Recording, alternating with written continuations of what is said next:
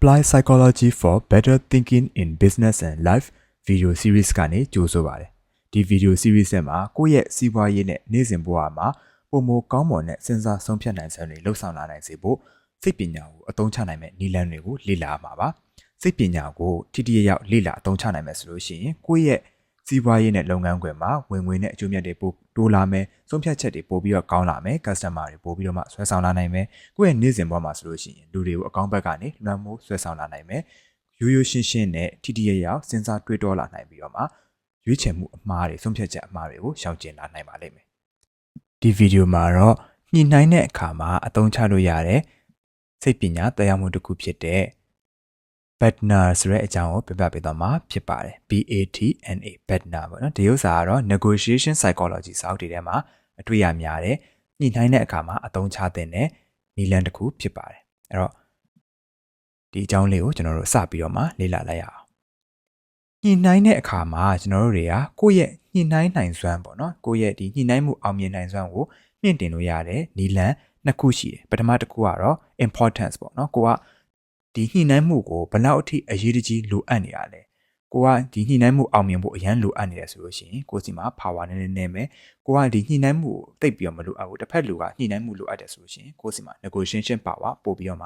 များမယ်နောက်တစ်ခုကကြတော့ alternatives ဆိုတာကြတော့ဒီညှိနှိုင်းမှုကိုကျွန်တော်တို့တွေကမအောင်မြင်ခဲ့ဘူးဆိုလို့ရှိရင်တခြားနောက်ထပ်ရွေးချယ်စရာတွေကဘာတွေရှိလဲနော်တစ်ဖက်လူမှလည်းငါနဲ့ဒီညှိနှိုင်းမှုမအောင်မြင်ခဲ့ရင်သူ့စီမှာဘယ်လိုမျိုးရွေးချယ်ကြရရှိလဲဒါတွေကိုကျွန်တော်တို့တွေက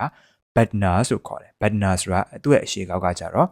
best alternative to a negotiated agreement ကျွန်တော်တို့ဒီညှိနှိုင်းမှုကိုမအောင်မြင်ခဲ့ဘူးဆိုလို့ရှိရင်ကျွန်တော်စီမှာဘာ BATNA ရှိမလဲတစ်ဖက်လူစီမှာရောဘာ BATNA ရှိမလဲအဲ့တော့ဒီ BATNA ရဲ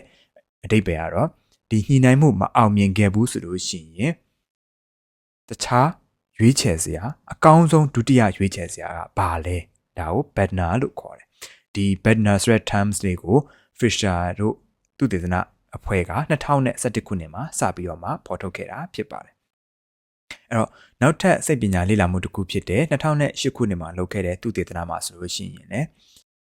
BATNAs အများဆုံးရှိတဲ့သူတွေတနည်းအားဖြင့်ဒီရွေးချယ်မှုမအောင်မြင်ခဲ့နောက်ထပ်ဒုတိယရွေးချယ်စရာတတိယရွေးချယ်စရာစတုတ္ထရွေးချယ်စရာဒီလိုမျိုး BATNAs တွေအများကြီးရှိတဲ့သူတွေက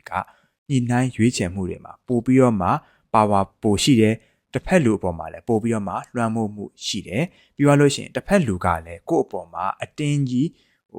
aggressively ပေါ့နော်အတင်းကြီးညှိနှိုင်းလာတာသူလိုချင်တာကြီးပဲအတင်းဆွတ်ပြောတာမျိုးလုပ်နိုင်ကြတယ်ပို့ပြီးတော့မှညှော်နေလာမယ်နောက်ပြီးသွားလို့ရှိရင်သူတို့နှစ်ဦးက BATNAs ပို့ပြီးတော့များများရှိတယ်ဆိုလို့ရှိရင်တစ်ဖက်လူရဲ့ညှိနှိုင်းနိုင်စွမ်းပို့ပြီးတော့မှကောင်းလာတဲ့အတွက်ကြောင့်မလို့သဘောတူညီမှုကိုလည်းပို့ပြီးတော့မှရစေတယ်လို့ဒီသဘောတရားကဆိုလိုပါတယ်အဲ့တော့2005ခုနှစ်မှာပြုလုပ်ခဲ့တဲ့ Kim Pinkley တို့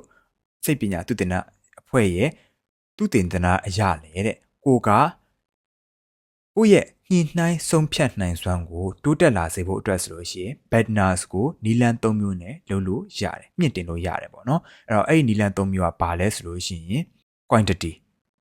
ကိုကညှိနှိုင်းမှုတစ်ခုလုပ်တော့မယ်ဆိုလို့ရှိရင်အဲ့ဒီညှိနှိုင်းမှုမအောင်မြင်ခဲ့ရင်ကိုယ့်စီမှာတခြားရွေးချယ်စရာဘာတွေရှိလဲဆိုတာကိုကိုအရင်ဦးဆုံးတက်ကြွနဲ့ရှာဖွေထားဖို့လိုအပ်တယ်ညှိနှိုင်းမှုတစ်ခုကပို့ပြီးတော့မှအရေးကြီးလေအနည်းဆုံး BATNAs နှစ်ခုဒါမှမဟုတ်လို့ရှိရင်နှစ်ခုထက်ပို့ပြီးတော့မှရှိဖို့လိုအပ်တယ်အဲ့တော့ quantity ပို့ပြီးတော့များလေကိုယ့်ရဲ့ negotiation power ပို့ပြီးတော့မှတက်လေနောက်တစ်ခုကကြတော့ quality ကိုကဒီညှိနှိုင်းမှုမအောင်မြင်ခဲ့ဘူးဆိုလို့ရှိရင်ကိုယ့်စီမှာနောက်ထပ် quality ကောင်းတဲ့ BATNA ဘယ်နှခုရှိလဲဒါတွေကိုကိုယ့်စီမှာအရင်ဦးဆုံးကြိုတင်ရှာဖွေပြင်ဆင်စီစဉ်ထားဖို့လိုအပ်တယ်အကယ်၍ကိုယ့်စီမှာ BATNAs ပေါ့နော်ဒီညှိနှိုင်းမှုမအောင်မြင်ခဲ့ဘူးဆိုလို့ရှိရင်ဒုတိယမြောက်ရွေးရမယ့်ဟာကအရန်အားနည်းနေတယ်အရန်ကြီးဒီ deal တစ်ခုကဒီ deal တစ်ခုနဲ့ရှင်ရလို့ရှိရင်ဒုတိယအကောင်းဆုံးရွေးချယ်တဲ့ deal ကအရန်အားနည်းနေတယ်ဆိုလို့ရှိရင်အဲ့ဒါကိုဖော်ထုတ်မပြသသင့်ဘူးအဲ့ဒါကိုဖော်ပြလိုက်မိမယ်ဆိုလို့ရှိရင်ဒါမှမဟုတ်လို့ရှိရင်တစ်ဖက်လူကဒီအကြောင်းကိုသိသွားပြီဆိုလို့ရှိရင်ကိုယ့်ရဲ့ negotiation power ကအရန်ကိုမှညှော့နေသွားလိမ့်မယ်တတိယတစ်ခုကခြားတော့ possibility တနည်းအားဖြင့်ဆိုလို့ရှိရင်ယုတ်တိရှိတာပေါ့အကယ်ကိုယ့်စီမှာ BATNAs ဒီလိုမျိုးbest alternative ကလုံးဝမရှိတာဟိုမှာကိုယ့်စီမှာငါကတော့2ခု3ခုရွေးချယ်တာရှိတယ်ဆိုပြီးတော့မှ လျှောက်ပြီးတော့မှပြောမယ်ဆိုလို့ရှိရင်ဒါကကိုယ့်ရဲ့ negotiation power ကိုရော့ကျစေအဲ့တော့ကိုက bluff မလုပ်နဲ့ပေါ့ bluff ဆိုတာကြတော့ကျွန်တော်တို့ဒီလောင်းကစားတွေမှာဒီ poker တွေပါဒေါင်းနေဆိုလို့ရှိရင်ကိုယ့်စီမှာတကယ်တမ်းကဟိုနိုင်တဲ့ကတ်ကတော့ကိုယ့်စီမှာမရှိဘူးဒါပေမဲ့ကိုကလုံးဝ bluff လုပ်ပြီးတစ်ဖက်လူကိုယ့်အပေါ်မှာဟာဒီကောင်ကတော့ကတ်ကောင်းမယ်ထင်တယ်လို့ယုံကြည်သွားအောင်လို့လုံးဝစိုက်ကြီးဂိုက်ကြီးတွေနဲ့ပြတာတို့တခြားရှုံးနေမှန်းတည်နဲ့တခြားကတ်တွေထပ်ဆွဲတာဒါတွေဆိုလို့ရှိရင်ကျွန်တော်တို့တွေက bluff လုပ်တယ်လို့ဆိုတယ်အဲ့တော့ negotiation မှာလည်းကိုယ့်စီမှာတကယ်ကောင်းတဲ့ partner မရှိဘူးဆိုလို့ရှိရင် bluff မလုပ်ဖို့အရေးကြီးတယ်အဲ့တော့ဒီဥစ္စာကတော့ negotiation psychology ဖြစ်တဲ့ကြောင့်မလို့တချို့ဒါနဲ့မရင်းနှီးသေးတဲ့သူတွေအတွက်ဆိုလို့ရှိရင်နည်းနည်းလေးရှုပ်ထွေးလိမ့်မယ်အဲ့တော့ဒါကတော့ကျွန်တော်key idea တစ်ခုအနေနဲ့ထည့်ပေးထားတာဖြစ်ပါတယ်အဲ့တော့ဒီဥစ္စာကိုကျွန်တော်တို့အနည်းဆက်ဆုံးအသုံးချခြင်းလဲဆိုလို့ရှိရင်ဘယ်လိုအသုံးချလို့ရမလဲဥပမာအနေနဲ့ကျွန်တော်တို့တွေကအလုပ်တစ်ခုသွားလျှောက်တော့မယ်ဒါမှမဟုတ်လို့ရှိရင်လစာညှိနှိုင်းတော့မယ်ဆိုလို့ရှိရင်ဒီ enhance your partner ဆိုတဲ့တက်ရောက်မှုကိုကျွန်တော်တို့ဘယ်လိုအသုံးချလို့ရမလဲဆိုလို့ရှိရင်ကိုကအလုပ်ရှာနေတယ်ဆိုလို့ရှိရင်အနည်းဆုံးစင်တူတဲ့ company 2ခု3ခုလောက်မှာရှာပြီးတော့မှအလုပ်လျှောက်ထားဖို့လိုတယ် interview တွေဝင်ဖြေထားဖို့လိုတယ်ဒါမှသာကျွန်တော်တို့ interview တစ်ခုရွေးချယ်မခံရခဲ့ဘူးဆိုလို့ရှိရင်နောက်ထပ် partners တွေအများကြီးရှိလာမှာဖြစ်ပါတယ်နောက်ပြီးတော့ကျွန်တော်တို့တွေကကိုယ့်ရဲ့ salary ပေါ့နော်ကိုယ့်ရဲ့လစာကိုတိုးပေးဖို့အတွက်ညှိနှိုင်းတဲ့အခါမှာလည်းကျွန်တော်တို့တွေကကိုယ့်စီမှာ partners တွေအများကြီးရှိဖို့လိုအပ်တယ်ဘယ်လိုမျိုးတွေရှိဖို့လိုအပ်လဲဆိုလို့ရှိရင်ကိုအခုလက်ရှိဒီ company အတွက်ဒီအလုပ်အတွက်စူးစမ်းအားထုတ်မှုတွေကဘယ်လောက်အဆင့်ထိရှိတယ်ဆိုတာကိုကိုအကောင်းဆုံးအကဲဖြတ်ထားပါပြီးသွားလို့ရှိရင်ဒီကိုလုပ်နေရတဲ့အလုပ်တွေကိုတာဝန်ယူထားတဲ့အရာတွေနဲ့စင်တူလုပ်နေရတဲ့တခြား company တခြားလုပ်ငန်းခွင်တွေမှာရှိတဲ့သူတွေရောဘယ်လိုမျိုးလစာရနေလဲဆိုတာကိုလည်းကိုကသိထားပေးပါပြောလို့ရှိရင်တခြား company မှာရှိတဲ့သူတွေနဲ့လည်းကိုနဲ့အဆက်အသွယ်ကောင်းနေရှိနေတယ်ကိုရဲ့ image ကလည်းကောင်းနေတယ်ဆိုလို့ရှိရင်ကိုရဲ့အထက်လူကြီးနဲ့လစာတိုးဖို့အတွက် negotiate လုပ်တဲ့အခါမှာကိုယ့်ဘက်ကအောင်မြင်နိုင်ခြေပို့ပြီးတော့မှများပါတယ်ဒါတွေကတော့ဒီ partner support တရားကိုလုပ်ငန်းခွင်နဲ့ကိုယ့်ရဲ့ဒီ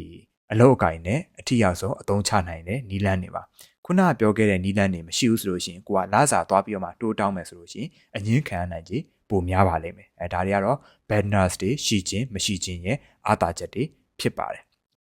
အဲ့တော့ဒီသဘောတရားလေးကအခုဗီဒီယိုကြည့်နေတဲ့မိတ်ဆွေအတွက်အများကြီးအသုံးဝင်စေမယ်လို့ပြောလင့်ပါတယ်ဒီသဘောတရားကိုစီးပွားရေးလုပ်နေတဲ့သူတွေနေ့စဉ်နဲ့အများ deals တွေလုပ်နေရတဲ့သူတွေ negotiation တွေလုပ်နေရတဲ့သူတွေဆိုလို့ရှိရင်เนาะဒီဟာကိုပို့ပြီးတော့မှအသုံးချနိုင်မှာဖြစ်ပါတယ်